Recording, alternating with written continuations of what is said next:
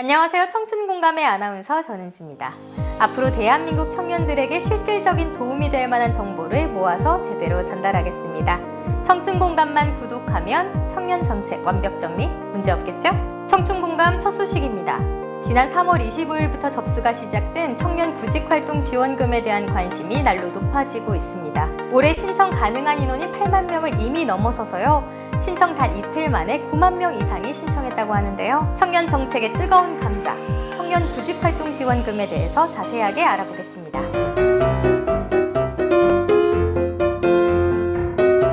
취업을 준비하는 청년들에게 월 50만 원씩 최대 6개월 동안 지급하는 청년 구직활동 지원금은 정부에서 구직활동을 하는 청년들에게 교통비, 생활비, 학습비용 등 취업 준비 비용을 지원하기 위해 마련됐습니다. 지원 대상은 기준 중위소득 120% 이하 가구의 만 18세에서 34세 청년 중에서 졸업이나 중퇴 이후 2년 이내인 미취업자입니다. 3월 27일 고용노동부에 따르면 온라인 청년센터를 통해 청년 구직활동 지원금을 신청 완료한 인원은 22,887명에 달한다고 합니다. 신청 절차를 밟고 있는 인원까지 포함하면 9만 명에 이른다고 합니다. 접수 완료된 인원과 접수 중인 인원의 수가 상당한 차이를 보이는 이유는 무엇일까요? 바로 총 5단계의 신청 절차를 거쳐야 하기 때문입니다. 그럼 청년 구직활동 지원금 신청 절차 함께 알아볼까요?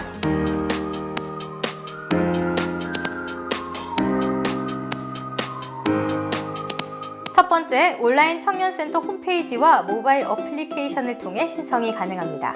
신청 시 구직자는 먼저 기본 정보를 기입하고요. 졸업증명서와 가족관계 증명서 등을 첨부한 뒤 취창업 희망 직종과 목표, 계획과 구직활동 계획서를 작성해야 합니다. 두 번째, 자격요건 심사 및 대상 선정 과정이 진행됩니다. 신청서 제출일을 기준으로 참여 자격을 판단하는데요. 선정 이후 소득이 달라지거나 졸업 후 2년이 경과하더라도 계속 지급됩니다. 또 졸업 후 경과 기간이 2년에 가까울수록 유리하고요. 유사사업 참여 경험이 없을수록 우선 선정됩니다. 구직활동 인정 범위는 취업 관련 스터디 등 개인적인 취업 준비 활동까지 인정됩니다. 세 번째, 고용센터를 방문하거나 오프라인으로 예비교육에 참석해야 합니다. 이때 지원금의 목적, 카드 사용 방법, 구직활동 보고서 작성 요령, 고용센터 프로그램 등을 안내하고요. 불출석 시 탈락 처리됩니다. 네 번째, 카드 신청과 발급 절차인데요. 신한은행과 하나은행 중 하나를 선택해서 클린카드라는 체크카드를 발급받으면 매월 1일 50만 원씩 최대 6개월간 포인트로 충전됩니다. 다섯 번째, 구직활동 보고서 제출 및 지원금 지급 부분입니다. 매월 20일까지 구직활동 보고서를 제출해야 하는데요.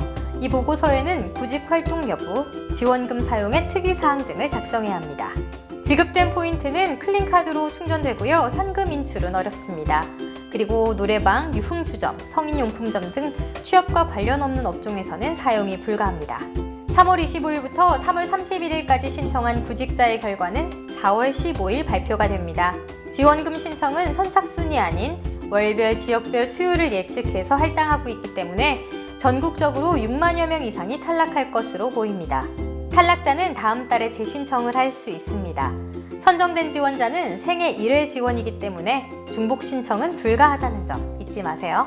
자, 그럼 4월 신청자들의 질문이 들어왔는데요. 궁금증 시원하게 해결해 드리겠습니다. 최근 3개월 평균 건강보험료 부과액이 가구원 수에 따른 기준 중위소득 건강보험 부과액 이하여야 하고요. 가구원에는 부모 본인을 기준으로 희망시 형제자매를 포함시킬 수 있습니다. 그럼 2019년을 기준으로 중위소득 예시를 들어보겠습니다. 가구원 수가 1인인 경우 기준 중위소득이 107만 1,008원이므로 기준 중위소득의 120%면 204만 8,410원입니다. 건강보험료 기준으로 따지면 204만 8,410원에 3.23%를 곱해서 66,164원이 됩니다. 신청일 기준으로 20시간 이하 근로인 경우에는 미취업으로 간주합니다. 그러므로 주 20시간 이하 근로인 경우에는 신청이 가능합니다. 신청을 하면 다음 달에 심사 및 예비교육을 진행한 다음 그 다음 달에 첫 포인트가 지급됩니다. 고등학교, 대학교, 대학원 재학생은 재학 중이기 때문에 신청이 불가합니다. 하지만 고등학교 검정고시는 인정이 되는데요. 검정고시 합격일이 졸업일로 계산이 됩니다. 다만 병역기간은 기간 선정에서 제외됩니다. 예를 들어서 고등학교 졸업 6개월 후 군입대를 해서 18개월간 복무를 하고 제대를 하면 졸업 후 기간은 6개월로 산정이 됩니다. 중퇴자는 재적증명서를 제출해야 합니다.